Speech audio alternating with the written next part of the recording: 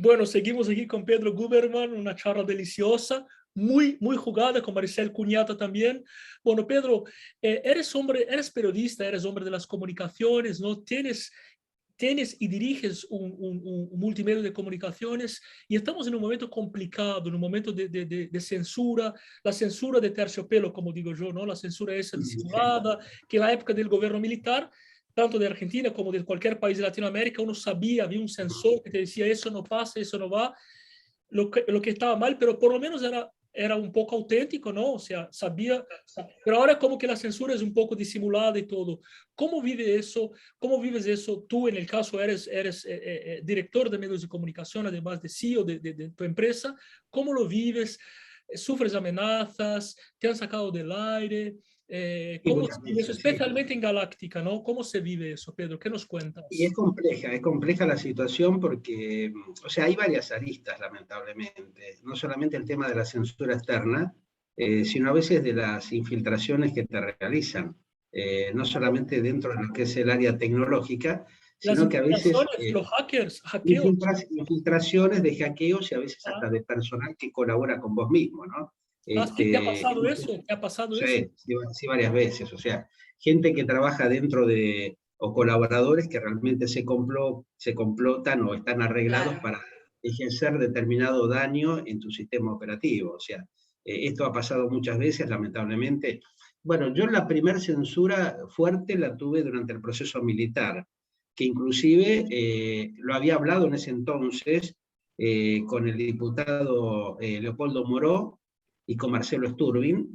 Yo prácticamente fui uno de los primeros ¿En qué año te periodistas acuerdas? censurados, En qué y tiempo? esto fue antes de que asuma Alfonsín, o sea, Ok. en el último tramo, En el último. Ujú. en el tramo final, digamos, del proceso militar, Videla, ¿no? la primera, Era Videla, Rafael Videla estaba, ¿no? no, no, ya estaba Galtieri, Ah, ¿no? Galtieri, Eh, Galtieri. Ujú. Claro, y en ese entonces habíamos hecho, yo trabajaba en ese entonces en Canal 11, en el noticiero, era uno de los cronistas, que ya había tenido algunas dificultades con algunas notas que hacía, porque como también siempre acá dentro de los medios de comunicación existió el amiguismo, el acomodo, y digamos, cuando yo ingreso al noticiero como cronista en Canal 11, ingreso por concurso. A ver, Canal Entonces, 11, ¿en qué posicionamiento tenía para que y yo entendamos? estaba como cronista estaba con Juan Carlos Rousselot en ese entonces, Ujú. con la Negra, con Liliana, con Landi, con Repeto, o sea, una camada de periodistas grosos en ese momento. Este, eh, Estaba Valentina, que hacía espectáculos, no sé, seguramente mucha gente no la recuerda, Emilio Ariño, Susana Fontana, o sea, dentro de esa camada yo era, digamos, el novato, el pendex, porque ellos necesitaban una persona que sabe cubrir las notas de exteriores, el cronista de exteriores, como quien dice. Claro. Bueno, ¿Desde qué lugar tuviste problema? No, no creo que seas afín a los motoneros no, los problemas comenzaron a partir, por ejemplo, la primera censura fuerte que tuve fue cuando entrevisté justamente a Eve Bonafini, la presidenta de Madres de Plaza de Mayo, Ujú. junto al Premio Nobel de la Paz, a Pérez Esquivel. En esos tiempos se hacían las famosas marchas de los miércoles, ahí en Sí. Plaza de Mayo, y bueno, a mí me mandaban a cubrir las notas. Entonces, fui a cubrir las notas que tenía y bueno, le hago una entrevista tanto a Eve Bonafini como a Pérez Esquivel, y no le gustaron, o sea, en ese momento existía la gente del ASIDO, del Servicio de Inteligencia, que habitualmente cuando veían algún medio de comunicación no éramos tanto como ahora, en ese entonces éramos muchos menos los medios de comunicación, entonces lo que hacían habitualmente los servicios de inteligencia seguían a los periodistas, porque éramos por él 5, 6, 7 tipos, a lo sumo, 8, seguían y veían a quién entrevistábamos. Y entonces después lo más común era que te llamen y que te digan, bueno, usted lo entrevistó a fulano y sultano, ¿por qué lo entrevistó? O sea, te hacían como, viste, un apriete para saber por qué lo entrevistaba. Y yo, bueno, en esa oportunidad recuerdo que lo que le dije, bueno, mira, lo entrevisté porque vine a ver lo que pasaba acá en las marchas de Plaza de Mayo, estaba el Premio Nobel de la Paz, que era Pérez Esquivel, entonces lo fui a entrevistar. ¿Cuál es el problema? Bueno, no podés hacerlo, me tenés que dar el cassette. En esa época, los cámaras, trabajábamos un periodista, un camarógrafo y un sonidista o el tiracables o el iluminador. Nos negamos a hacerlo, bueno, evidentemente nos fuimos al canal a entregar el material, ahí en Pavón 2424, en el viejo Pavón. Nosotros trabajamos en el segundo subsuelo, estaba la gerencia de noticias, y cuando llego al canal había 2 Ford Falcon que nos estaban esperando. Se ve que ya les habían avisado que tendríamos el famoso Falcon.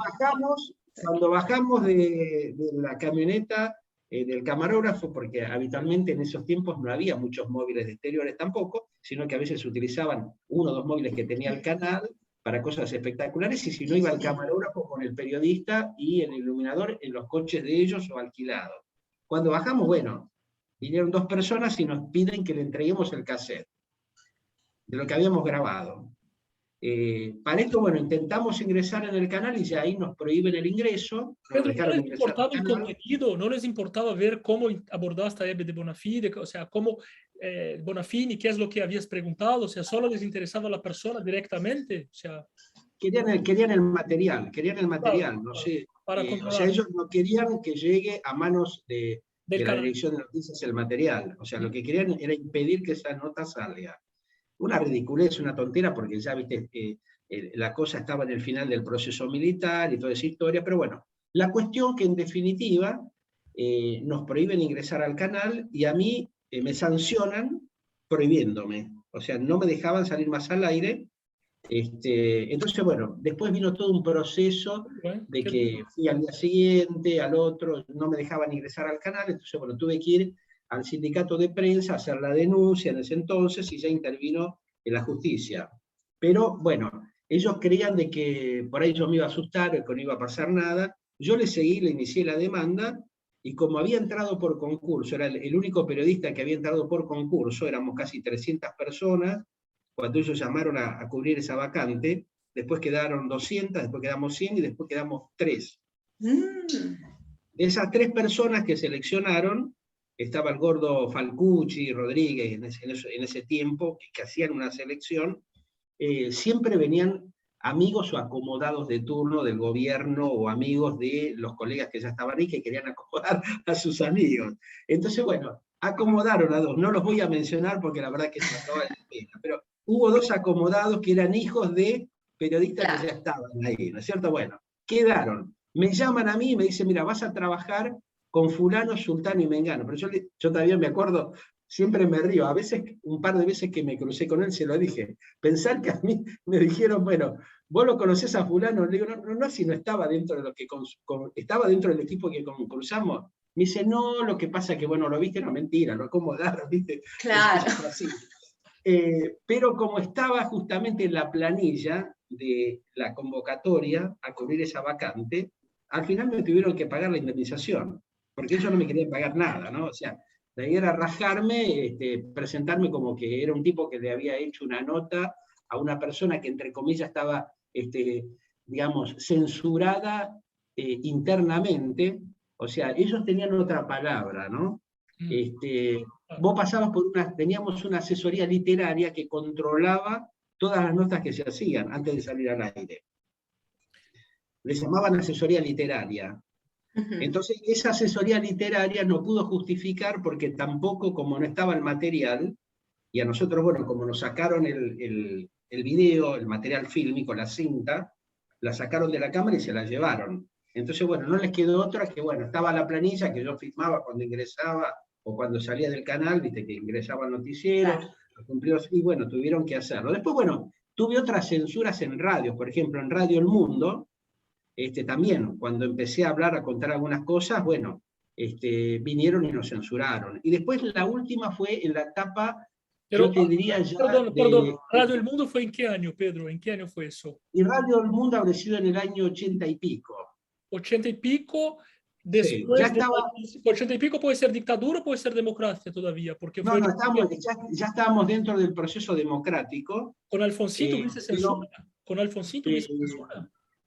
Sí, fue después, fue casi al final de Alfonsín. ¿Y qué Por tipo, eso yo me acuerdo que qué tipo de hice censura la se denuncia, puede, hice la denuncia en el Congreso de la Nación en ese claro, entonces. Y lo hablé con Leopoldo Moro y lo hablé con Marcelo Sturri. ¿Y sabés lo que me dijo? Mira, me acuerdo patente. Leopoldo Moro, que me atendió en el Congreso de la Nación, ¿sabés lo que me dijo? Y no, Pedro, mira, lo que pasa que vos sos demasiado independiente y sos un tipo muy capacitado, dice, por eso no podés estar acá. Vos tenés que ir a trabajar, me dice, afuera, a Estados Unidos. Vos fíjate la boludez que me dijo, ¿no? Cuando me acuerdo y veo lo panqueque que ha sido Leopoldo Moró y cómo ha funcionado durante todos estos años, ahí es donde a veces me pongo a pensar y me doy cuenta qué triste la dirigencia política que ha tenido la Argentina, ¿no? Porque en vez de defender las instituciones democráticas, y yo lo había hablado con el doctor Alfonsín, porque también estuve en situaciones bastante complejas y complicadas cuando iba a hacer las coberturas de las notas, por ejemplo, el famoso tema del cierre de campaña del Partido Justicialista del Peronismo, en la 9 de julio, frente al edificio de, ¿cómo se llama?, de acción social, me tocó justo cubrirlo a mí. En ese momento, vos mirá cómo son las cosas, ¿no? Ahora, me estoy acordando, por ahí te hago un matete y me voy por la tangente, pero uno, se te van cruzando cosas que has vivido, ¿no? El canal 11 tenía un solo camión de hago exteriores. solo un paréntesis, Solo perdón, camión te de hago solo un exteriores. paréntesis. Mirta Legrand dice siempre que el único gobierno, digamos, después o sea, que estuvo censurado, dice él que el único gobierno que no puso el área fue precisamente Alfonsín, lo dice Mirta siempre. Claro. Y bueno, porque había un equipo... Prohibida, prohibida, dice. Prohibida, estuvo prohibida, claro, sí, sí, sí. Yo te digo porque yo inclusive viví Interesante. la situación porque yo aparte de estar trabajando ahí, hacía colaboraciones en Canal 9, y cuando vuelve a tomar, digamos, el canal Alejandro Romay, cuando consigue que le devuelvan el canal a Alejandro Romay, yo también aparte de periodismo trabajaba, digamos, porque tenía varios contactos con empresas, y como hice la carrera de la licenciatura en publicidad, asesoraba en comunicación y en publicidad para la planificación de campañas a varias empresas. Entonces, ¿qué hacía? Llevaba avisos, porque no lo podía llevar justamente donde trabajaba, Canal 11, porque no me lo permitían, y lo llevaba a Canal Romay 9. era Canal 9, ¿no es cierto? No era Canal 11. Claro, Claro. a Romay le devolvieron, Libertad, Libertad. durante Ah, el por eso se gobierno de llamaba Libertad. Alfonsín, le Por eso se llamaba devuelven Canal Canal Libertad. 9. O ¿Cómo? sea, ahí es donde él consigue retomar la dirección de Canal 9, que se la habían sacado, se la habían intervenido. Y bueno, yo empecé a trabajar ahí en Feliz Domingo, el programa que iba los domingos con Silvio Soldán y con el querido, inolvidable Leonardo Simón, un tipo macanudísimo que la verdad, Sí. una pena. En paz descanse, ¿no? No existen tipos como Leonardo Simón, tipos transparentes, o sea, realmente honestos. Y bueno, empecé a trabajar en el sábado, donde él hacía un programa, creo que era sábado continuaba, un programa de música, y después los clientes los pautaba el domingo en Feliz Domingo. Así es como yo llego a Canal 9. Y bueno, estuve muchos años trabajando con Gustavo González, con Osvaldo Gago, que eran los productores de ahí, del canal. Romay vivía y dejaba vivir, por lo menos nos daba aire como para que nosotros podamos trabajar con libertad y éramos respetados. Después, bueno, empezó toda la hecatombe, que es para largo, hay que hacer, es como un libro gordo de Petete, que tendríamos que desarrollar, porque la historia no está verdaderamente contada. Hubo 3 o 4 periodistas que han hecho libros. Algún día yo dije, bueno, por ahí va a tener que agarrar y sentarme y pensar para hacer una edición, porque hay tantas cosas que se desconocen, y que a veces la historia está mal contada, ¿no? Entonces, sobre todo porque usted lo ha vivido desde adentro, claro, aparte. Una serie de experiencias y de luchas internas también, porque siempre, o sea, hubo mucho celo, mucho acomodo en los medios de comunicación, perversidad, o sea, el puterío, el berretismo barato siempre existió. No es que eso se da de ahora, siempre existió. Siempre. Pero dentro de todo estaba bastante prolijo. Una cosa es un medio es una empresa privada, una cosa es una empresa privada que tenga reglas, que no quiera que tal persona de tal línea. Esto se comprende porque es una empresa privada. Pero otra cosa es una intervención desde el gobierno, ¿no? En los medios, o sea. ¿Y en el gobierno de Menem hubo censura, aunque sea encubierta o no? ¿O fue la libertad total? Hubo mucha censura, inclusive esto que vos contás en la época de Alfonsín, yo lo hablé en algún momento porque cuando te decía que fui a cubrir, por ejemplo, el cierre de la campaña con Ítalo Luder, cuando fue el famoso tema de la quema del cajón en la 9 de julio, yo fui el tipo que le devolvía el zapato, porque cuando Ítalo Luder sube a dar el discurso, estaba Herminio Iglesias en ese momento, que era un referente peronista que tenía mucho poder, que tenía, digamos, un respaldo muy grosso de parte de los sectores justicialistas de los caudillos bonaerenses. Y bueno, ahí hubo enfrentamientos, tuvo la famosa quema, que no sé si vos alguna vez leíste o te enteraste, la famosa quema del cajón en la 9 de julio, que ahí fue donde también hubo ya una tremenda presión política, estando Luder, cuando sube a dar el discurso, los mismos que estaban en el palco con él lo empezaron a insultar, o sea, hubo un enfrentamiento interno muy duro, que hasta le arrancaron el pantalón y los zapatos, y yo estaba en el camión de Canal 11, estaba como notero, y estaba, fíjate, estaba el camión enfrente del palco, porque teníamos las dos cámaras arriba del techo del camión, un viejo Ford, que era el móvil exteriores de Canal 11. Entonces, cuando vi que él empezó a gritar, Luder, la desesperación que tenía Ítalo Luder, y que la gente le decía que como que no le peguen, que no lo agredan, le sacan el zapato, entonces yo le pego un grito, no sé si a Herminio Iglesias o otros dirigentes que estaban ahí, y le digo, pero che, lo van a matar. Entonces agarro el zapato, porque le habían sacado el zapato y se había caído arriba del camión. Agarro el zapato y me dice el camarógrafo, tiráselo. Le digo, no, ¿cómo se lo voy a tirar? Le digo, me acerco, viste, porque el camión estaba casi pegado al palco. Me acerco para dárselo y ahí me agarro, no sé, 3 o 4 tipos de la custodia o de los que estaban ahí, y me levantan a mí y me arrancaron directamente la manga del saco, me la arrancaron directamente, quedé colgado y caí, por suerte que se rompió la manga del saco y caigo en el camión. Eso se parece al cuento de la bueno, por eso digo, son historias. El príncipe va a llevar el zapato a la princesa. Pero te juro que cuando caí ahí, me levanté y me temblaban las patas, los pies, viste, era una cosa que no me podía sostener, porque lo vi a los tipos que estaban todos armados, viste, Tremendo. Con 38, fue una situación tremenda, ¿no? Bueno, pero esas cosas han sucedido en la Argentina, o sea, ¿a qué voy con esto que te estoy comentando, Jansen? De que lamentablemente estos problemas que estamos viendo ya es una mala costumbre de la dirigencia de la Argentina, que ha estado siempre manejándose de esa manera, con total perversidad, con una inmoralidad, una desfachatez, para generar y mantener todos estos manejos corruptos que ha habido en la política de la Argentina.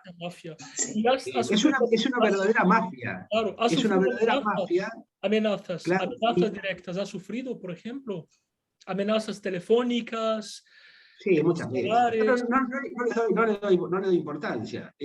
Una de las últimas que tuve hace un par de años atrás, que fue fuerte, donde directamente, digamos, se bajaron 4 o 5 tipos de un taxi y me vinieron a apretar, qué sé yo. Entonces yo agarré, los enfrenté y después ellos se van. Cuando ven que yo lo enfrento, se van. Entonces yo le dije, bueno, identificate, a ver, decime quién sos y por qué me estás diciendo lo que me decís. Y, o sea, decime a ver y lo hablamos tranquilamente, yo no tengo ningún problema de explicarte si tenés alguna duda o algo. Y los terminé corriendo como 3 cuadras y los tipos se escaparon. Después, bueno, justo una persona que me estaba acompañando llamó a la policía, se acercaron y los dejaron ir, porque, qué sé yo, me dio como lástima, y ahora déjalo, no pasa nada, bueno, pero usted puede hacer, viste, como te dicen acá, usted puede ir y hacer la denuncia, que después queda todo de la nada y te complica la vida, ¿no? Porque acá la gente a veces es peor. Está del lado de los sinvergüences y de los delincuentes, ¿no? Si no, el país no estaría como está también. Si la justicia hubiese actuado como corresponde, y si no hubiésemos tenido jueces como Yarvide, esto sería otro país, sería un país digno, razonable y respetable, cosa que no es, lamentablemente, ¿no? Es muy triste decirlo, es muy doloroso para muchos de nosotros, porque imagínate que a veces nos ven y escuchan, no te digo mucha cantidad de gente, las pocas personas que nos escuchan realmente terminan muy afectadas, indignadas, porque realmente provoca una tristeza muy grande, ¿no? Ver que podríamos estar en otras condiciones y por permitir, ¿no? Que una camarita, una lacra, Sí. perversa como lo que se da dentro de la política argentina haya destruido como estamos viendo que está el país, ¿no? Es una pena, ¿no? Realmente da mucha tristeza. A veces uno dice, bueno, está bien, nos merecemos lo que tenemos, pero por suerte, gracias al Supremo, el domingo, aparentemente gran parte de esa población obsecuente que apañaba estas cosas empezó a despertar y darse cuenta que si seguimos en estas condiciones no tenemos futuros. O sea, a nosotros ya nos cercenaron, nos quitaron el futuro. Hubo casi 3 o 4 generaciones en Argentina perdidas, lamentablemente, sí, por haber permitido esta operatoria vergonzosa que han generado los políticos complotados con algunos empresarios que siempre han acompañado estos procesos para hacer sus negociados, el sindicalismo y la justicia que no ha actuado como corresponde. Es hora de que, bueno, la nación, el pueblo, el soberano, actúe como ha actuado el domingo, porque evidentemente se ha dado cuenta que lo han venido engañando durante décadas, ¿no? Y que evidentemente sus hijos, sus nietos, como están las cosas, van a padecer peor que los sufrimientos que hemos tenido nosotros, ¿no? Sí, es verdad. Bueno, Pedro, muchísimas gracias, qué placer. Bueno, un placer. Sí. Espero no haberte cansado con No, lo contrario, no, lo contrario.